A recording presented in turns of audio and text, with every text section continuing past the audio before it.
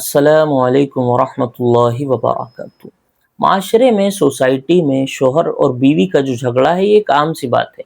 کبھی کبھار چھوٹی چھوٹی باتیں بڑی ہو جاتی ہیں اور چھوٹی چھوٹی سی باتوں پر شوہر اور بیوی کے درمیان میں جھگڑے ہو جاتے ہیں، اختلافات ہو جاتے ہیں، ناراضگیاں بڑھ جاتی ہیں۔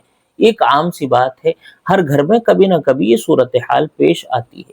لیکن بعض گھروں میں، بعض رشتوں میں، بعض میاں بیویوں میں زیادہ لڑائیاں ہوتی ہیں، زیادہ اختلافات ہوتے ہیں، اور اختلافات کی صورتیں الگ الگ ہوا کرتی ہیں۔ بعض مرتبہ شوہر کی زبان سے ایسے کلمات نکل جاتے ہیں جو شریعت میں طلاق مانے جاتے ہیں، جن الفاظ سے طلاق ہو جاتی ہے، اور وہ الفاظ بہت عام ہیں۔ ہر ایک شخص تو نہیں، لیکن ہر دوسرا تیسرا شخص اپنی لڑائی میں یہ الفاظ استعمال کرتا ہے، اور ان الفاظ سے طلاق ہو جاتی ہے اور لوگوں کو معلوم بھی نہیں۔ آج کی اس ویڈیو میں چند ایسے الفاظ اور ان کی صورتیں میں پیش کرنے والا ہوں جن سے طلاق ہو جاتی ہے۔ ایک لفظ ہے، ایک شوہر اپنی بیوی سے کہتا ہے لڑائی کے درمیان میں نے تجھے آزاد کیا۔ اسی طرح ایک شخص کہتا ہے لڑائی کے درمیان میں اپنی بیوی سے، تیرا میرا کوئی رشتہ نہیں، تیرا میرا کوئی تعلق نہیں۔ اسی طرح ایک شخص کہتا ہے اپنی بیوی سے لڑائی کے درمیان میں نے تجھے چھوڑ دیا۔ اسی طرح کوئی شخص یہ کہتا ہے کہ تیرا میرا کوئی رشتہ، کوئی تعلق نہیں ہے، میں نے تجھے آزاد کیا اور تو اپنے میکے چلی جا، تو اپنے گھر چلی جا۔ اس طرح کے کلمات لڑائیوں میں ایک عام سی بات ہے۔ ہر دوسرا تیسرا شخص اپنی لڑائی میں اپنی بیوی کو یہ بات کہتا نظر آتا ہے۔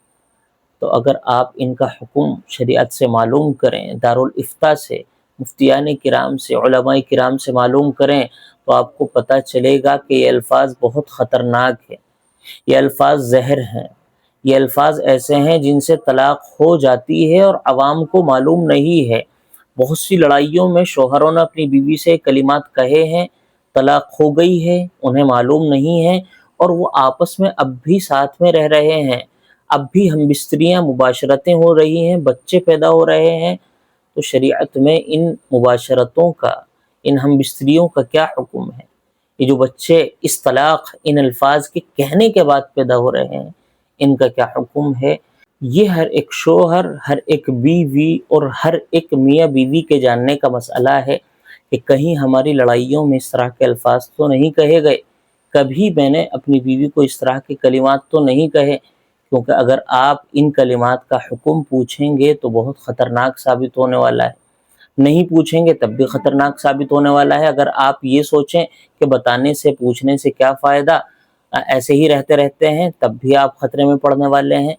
تو سب سے بہتر بات تو یہ ہے کہ آپ ان کلمات کا، ان الفاظ کا حکم جانیں کہ اگر ان کلمات کو زبان سے ادا کر دیا تو کیا اس سے طلاق ہو جائے گی؟ سب سے پہلا حکم تو یہ ہے کہ یہ بات جانیں کہ الفاظ، یہ کلمات استعمال کرنا کیسا ہے۔ پھر آپ یہ دیکھیں کہ کہیں ہم نے تو اپنی زندگی میں ان کلمات کا استعمال نہیں کیا، اگر کیا ہے تو اپنے علماء کرام، مفتیان کرام سے تعلق کریں اور انہیں پوری کنڈیشن، پوری صورتحال بتائیں، اور ان سے پوچھیں کہ اب بتائیں آپ کی ہمارے اس مسئلے میں طلاق ہوئی ہے یا نہیں ہوئی ہے۔ ان کو جاننے کے بعد ان کلمات کو استعمال کرنے سے بچیں۔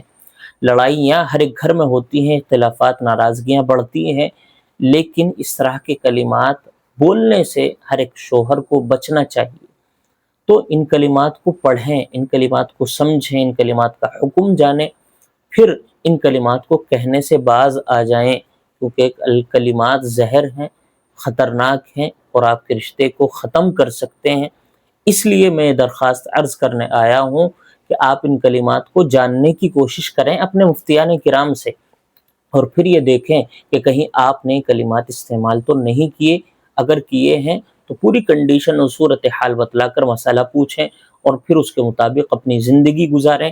ایسا نہ ہو کہ آپ اپنی لڑائیوں میں یہ کلمات استعمال کرتے رہیں، طلاق ہو جائے، اس کے باوجود آپ ساتھ رہیں، زنا کریں، اور کل قیامت کے دن اللہ تعالیٰ کے یہاں پکڑ میں آ جائیں۔ ان کلمات کو پڑھیں، سمجھیں اور ان سے بچیں۔ السلام علیکم ورحمۃ اللہ وبرکاتہ۔